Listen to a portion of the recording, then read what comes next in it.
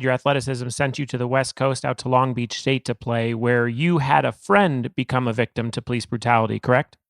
Yeah, no doubt. And once again, I thank Tex Winter, Lord Rush his soul, for recruiting me at Northwestern, and then he got the job at Long Beach State.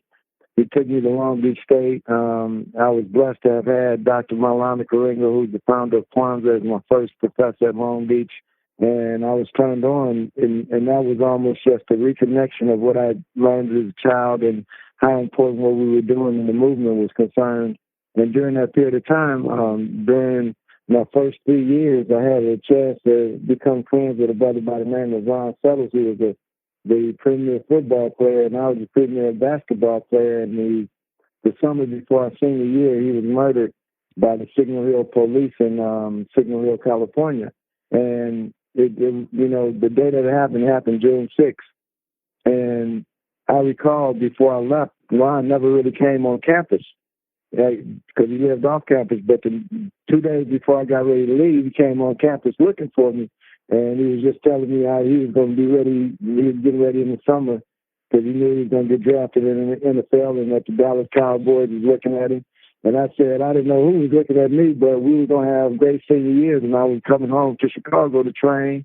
And then I get a call to find out he had been hung in his jail cell, and it was a very eye-opening thing for me. And that fall, when we went back to school, we protested, and it was a valuable lesson for me in as far as how valuable life is, and how oftentimes we are looked upon as equals, and those who wear uniforms oftentimes have a certain ego trip that they're on for whatever reason, and Ron happened to be the victim of that. As so many other people, once we uncovered the truth of what was happening in Signal Hill Police Force. So for me, it's a never-ending quest, man, for truth and justice and for human rights for all people on the planet. Yeah, and I'm such a big fan of your book that was released, which we'll get into a little bit later. And I remember, I think the detail is he went to jail for speeding, correct? Yes, and the thing about that was, it was camera showing, and it didn't go down the way they said. Yeah. So it was a lot that went on, man. And then to find out that the other victims of the Signal Hill Police Force, which was only like 8 police officers, and one of which was a guy by the name of Jerry Brown or Jerry Wilson or something like that. But it was crazy, man, just to have had that experience as a 20 year old, to know that life is precious and you have to protect it. And when one of your partners falls victim, you can't stand by and watch. You have to take some type of proactive measure, but you have to make sure that you maintain the civility and what is life meant. And being 20 years old, like you said, and the era in which you were in college, like, were there any ramifications for what happened back then? What were the chances of justice actually being served or getting to the truth?